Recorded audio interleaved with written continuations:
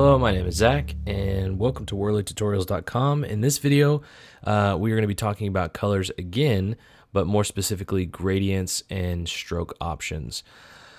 Okay, gradients are colors that fade into other colors. So this right here is a gradient. It fades from yellow to an orange. This is incredibly useful. In Illustrator, this is kind of how you create the shadows and the highlights of different objects. It's also how you can separate the look and the feel of different objects. So in this case, it's a color swatch that has been saved. So it is by default, just that is what it is. So I can choose, this one's called Fading Sky. And that fades from white. I'm sorry, it fades from blue, and it actually fades to transparent. It only looks white because our background is white. And I'll talk about that here in just a second. And if you also have these radial gradients, and that's a little bit more typical, like a vignette type of thing. So that's how you can kind of default to it. And again, if you go to your swatch libraries menu, there's a folder that's all gradients. So you can click on that and come through here and just choose any gradient you want, and you can see a preview of it. If you want to go this route, you can. Honestly, when I'm doing a gradient, I usually do not use these default settings. If I do, I start with it and then I tweak it. So let me show you how to tweak the gradients that you have and also how to create gradients from scratch. So you'll notice that you have the same icon on the left of your screen as you do the right. Here's the difference between these two options, these two panels. This is your gradient tool. So it's the actual tool that you can move this gradient around. I'm going to make this more of a specific. Let's do this one so you can see it better. So this one is to actually move the gradient around in your document itself. And you can change the colors, you can move these all around. I'll talk more specifically about what those are in a second. But you can make your gradient more harsh on one side. I mean, you can really just rotate this however you want to. So now this is kind of a look of like a light shining down, and the light source would be like right here. Now, on the right side, the options that you have here are essentially the same that you see on the screen. It's just in a different format. So whatever you wind up getting more comfortable with is obviously just fine to use. The one thing that you will have to come to your gradient options for is the type of gradient. So radial gradient is obviously a circular type of fade from one color to the other. And I can change this to linear, and it's going to make it to where it fades horizontally or vertically, basically just on a line from one color to another. So that is the biggest thing as far as the gradient overall. And then you can change the angle here if you want to. But again, that's when you come over here and use your gradient tool, and you kind of rotate around however you want to. Okay. So let's talk about how you make a gradient from scratch. So I'm just going to choose any color. And I'm going to get my gradient tool, and as soon as I click and drag, it's going to do nothing. I'm used to CS5, so CS6. Here we go.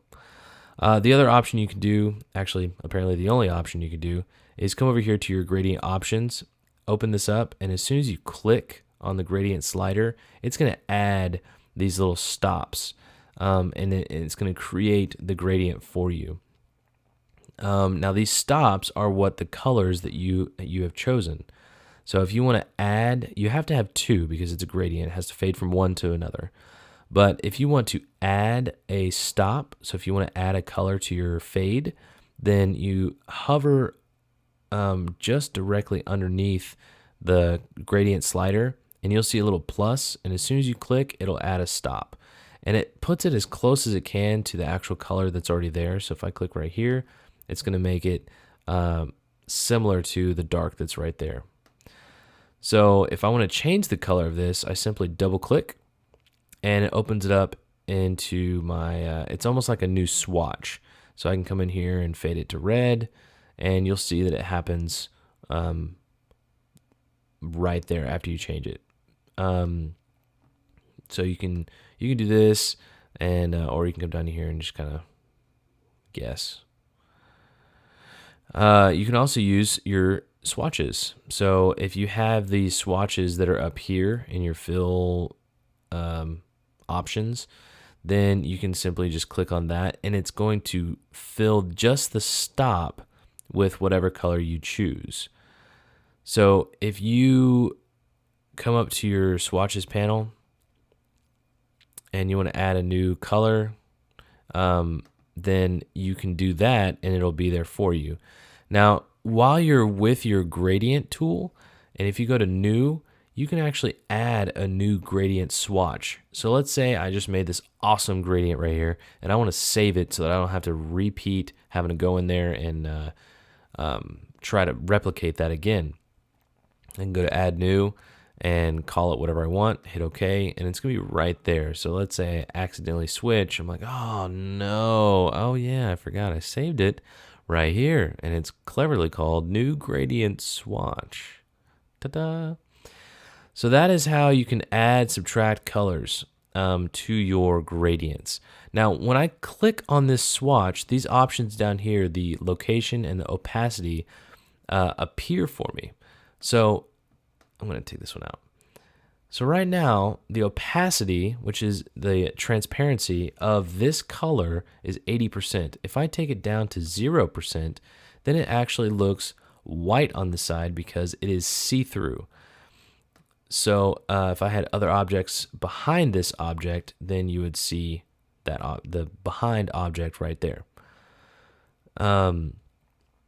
As you can see, the reason that you would want to choose any color and make it completely opaque, fading into another color, is to have that kind of nice, instead of just black to white, you kind of have a black to greenish white. So it's all about taste. It's all about what exactly you want. If you want this to have a little bit of color, then you can come in here and add, however much you want to see on this far side. So that is the gradients, kind of in an overview, quick way.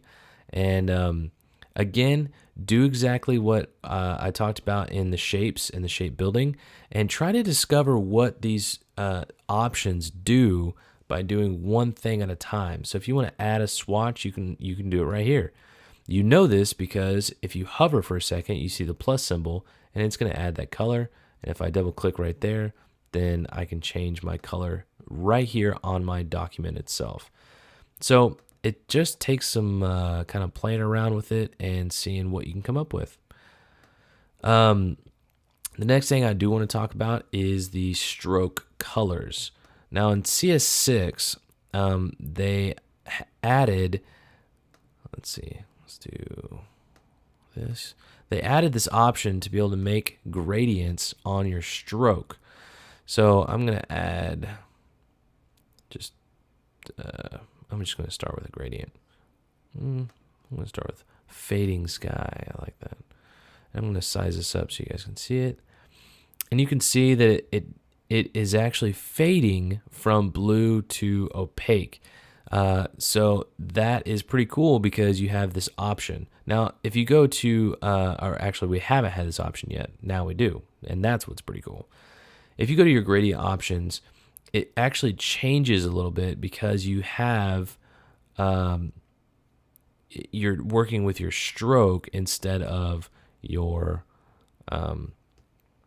fill.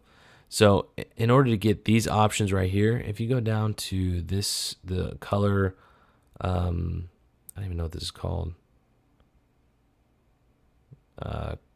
fill stroke switcheroo, I don't know. Click on the stroke right here. So this is the fill, this is the stroke. And when you go to your gradient options, you'll have these options to be able to change how the gradient in the stroke works. So in this case, the stroke is changing, but I can also change it to radial as well. So those are some pretty cool options, and that is what's very exciting about having the stroke be filled with a gradient. I am very, very excited about that. So there is the gradient, and if you have any questions, of course, you can email me or comment on this page. And until next time.